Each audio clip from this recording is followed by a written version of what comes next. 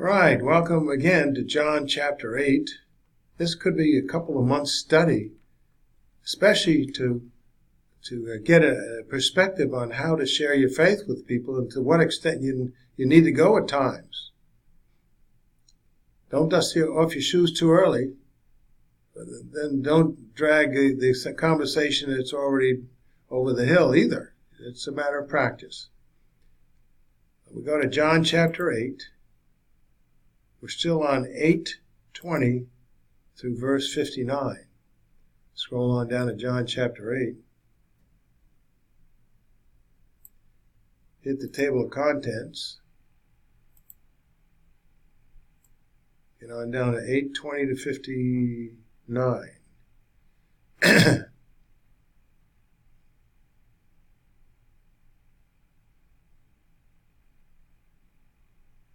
Here's 8:20 to 59. We ended at the sentence, Jesus further testified to the rulers. There it is. So Jesus further testified to the rulers, I, that which I have seen my Father do speak, implying that he speaks and acts exclusively out of what he sees his Father do. And since Jesus' Father, being God, always does that which is righteous, then in stark contrast to the Jewish rulers, Jesus is declaring that he does only that which is righteous. Whereupon Jesus said, therefore, that which you, referring to the unbelieving Jews in the crowd, have seen your Father, you do. Implying that their father was neither Abraham nor God, but one who continually does evil, because the unbelieving Jews were all about doing evil themselves, such as scheming to kill Jesus.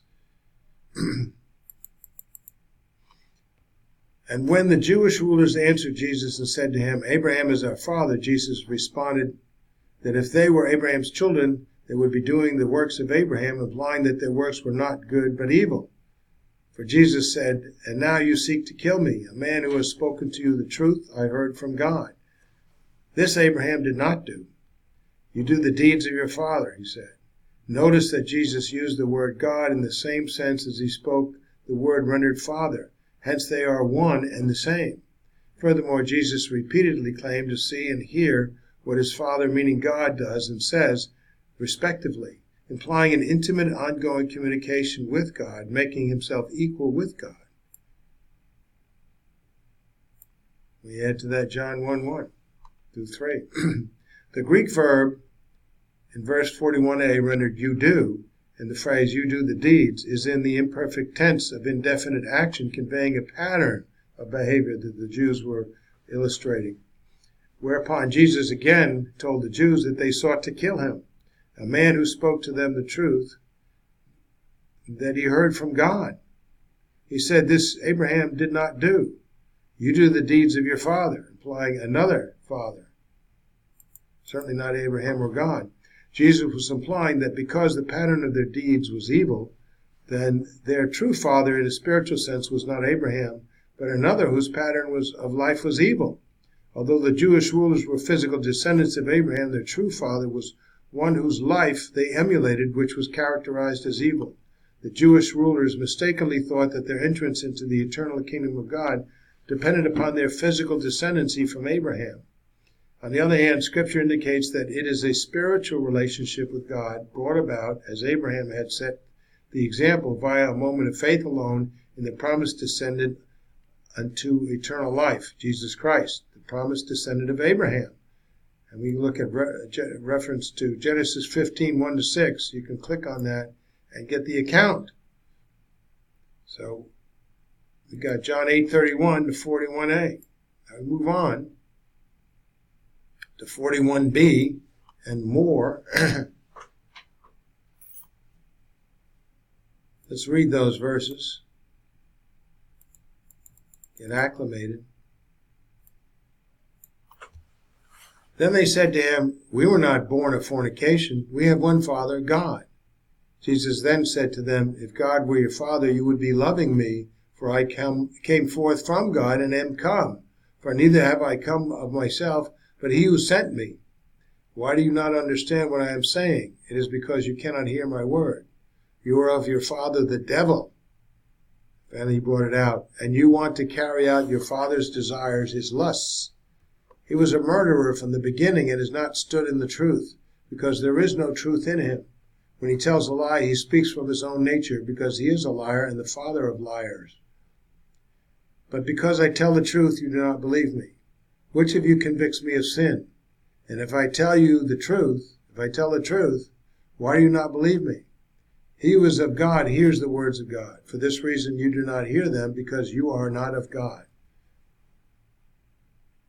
Not being a kind guy, but he's being loving to make sure that the Jews have every opportunity to hear the truth.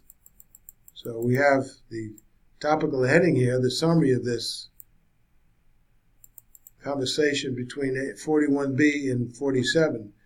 The unbelieving Jews retorted to Jesus' statement, "You do the deeds of your father," implying sinful deeds out of allegiance to someone else besides God or Abraham, with "We were not born of fornication. We have one Father, God." But Jesus responded, "If God were your Father, you would not be loving me. You would be loving me. For I came forth from God, who sent me." Then he stated that they could not understand him because they could not hear his word. They blocked the understanding of it, declaring that they were of their father the devil, a murderer from the beginning, the father of liars. Jesus explained that because he told the truth, they, being liars, did not believe him. He asked which one of them convicts him of sin, implying sinless perfection. And he asked, "If I tell the truth, why do you not believe me?" He who is of God hears the words of God. You do not hear them because you are not of God. Wow. I'd be ducking from rocks already coming my way. Fearless was our Lord.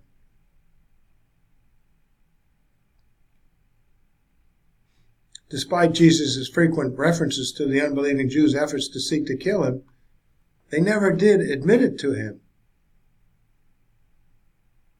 We have these verses on that. The word rendered fornication was not a reference to the false rumor that Jesus was born of fornication by a Roman soldier, as some contend that the rulers were making a personal attack upon the Lord. This understanding of the word does not fit into the context in any manner. Whereupon Jesus responded to the Jewish ruler, "If God were your Father," in the sense of honoring his word, "you would be loving me, for I came forth from God and am come. For neither have I come of myself, but he who sent me." So the Jews' hateful treatment of Jesus with murderous intent demonstrated their alienation from God. Jesus emphatically declared that he came forth from God. This was Jesus' constant declaration as the reason why one should accept him. He declared that he had come, not of his own will, but from God who sent him. So if God were truly the father of the Jewish rulers, in the sense that they remained in his word, they would be loving Jesus, not trying to kill him. Jesus was implying that the Jewish rulers had broken their relationship with God so that he was no longer their father, their God. Notice that the scribes and Pharisees used the word rendered father to mean God in verse 41b. Then Jesus continued to use the same word rendered God and Father in verses 42 to 43 to continue the meaning of God being his Father in his repeated declaration to the rulers that he came forth from God his Father. This he had clearly been saying all along, yet the rulers, in an attempt to discredit Jesus' testimony, refused to accept that was what he was saying whenever he spoke of his Father. They used the terms and then turned around and called him a hypocrite. Wow. Furthermore, Jesus answered, "For I came forth from God and am come, for neither have I come of myself, but he who sent me." In his answer, Jesus emphasized that he in his humanity originated from God, from above, via the work of the Holy Spirit. Matthew 1:20. He indicated that he had come into the world in his humanity, not by his own decision, but he was sent by God, his Father. John 1:1-15. Then Jesus said, "Why do you not understand what I am saying? It is because you cannot hear my word." It's a willful blockage. He answered his own question. The rulers were unable to hear and understand his words because they were motivated to protect their positions of power and wealth, even to the extent of doing great evils, disregarding the truth, the cost to others, and the sins they committed. They were deeply prejudiced against Jesus, who was a threat to them. Their entire line of reasoning was to find cause to kill him, a cause that could be successfully proved to be a capital offense under the Mosaic law. But they had found nothing against him so far. He never broke the law. Jesus concluded his argument and his judgment of them. You are of your father, the devil. Gets right to the point. And you want to carry out your father's desires, his lusts. Now, despite the fact that the rulers were descendants of Abraham, to which Jesus testified in John 8:37, and in spite of the fact that God was their father in the sense of being in a covenant relationship with his chosen people, Israel, the rulers had violated the example of Abraham and their covenant relationship with God and aligned themselves in their conduct with the one who was the epitome of evil, the devil. Jesus stipulated that they desired to follow their father, the devil's desires, his lusts.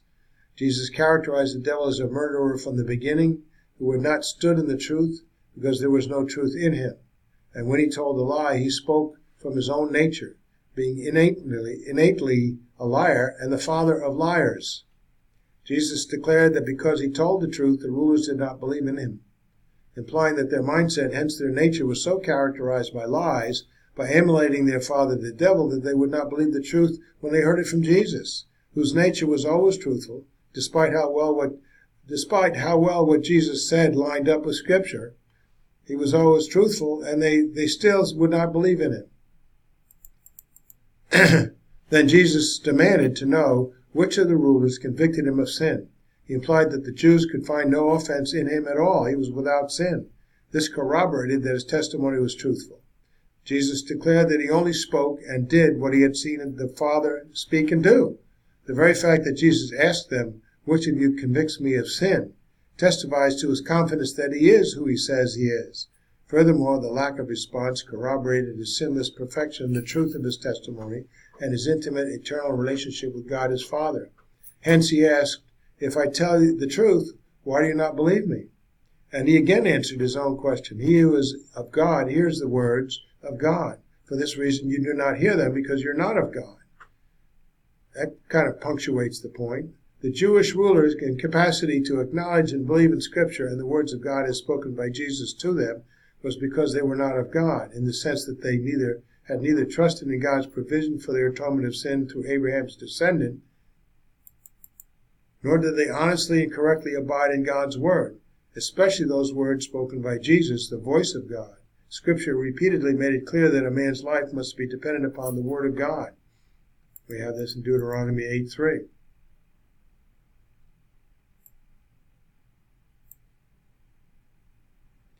And repeated in John 5:34-46. This is not a new argument. This is repeated over and over and over again. Jesus debating, contending, arguing for the faith, the doctrines of the faith.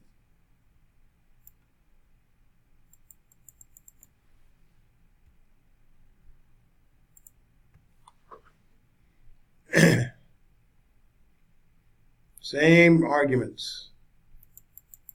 It would behoove us to learn them.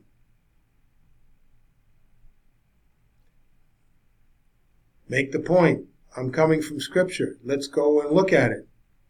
They'll give you an interpretation. Well, here, have a Bible ready. Open it up. Let's look at it. The scribes and Pharisees had willfully set their minds toward the ungodly reasoning of their father, the devil, which ruled out anything they heard that was of God, especially that which challenged their position and wealth and refuted their reasons for trying to murder Jesus. So we'll begin at John 8:48-51. There's more to come. Study to show yourself approved.